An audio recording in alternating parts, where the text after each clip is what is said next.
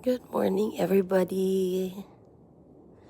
The leaves are really falling already.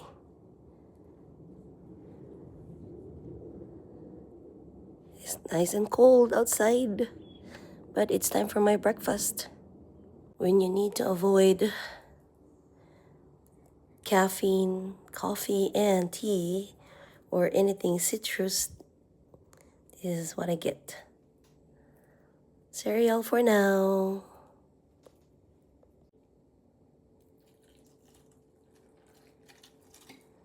I like it with a lot of milk.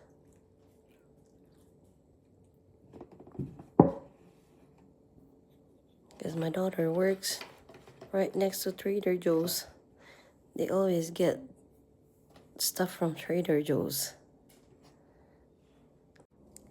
One of my favorite cereal, Reese's Pop. But for now, I'll have the healthy ones.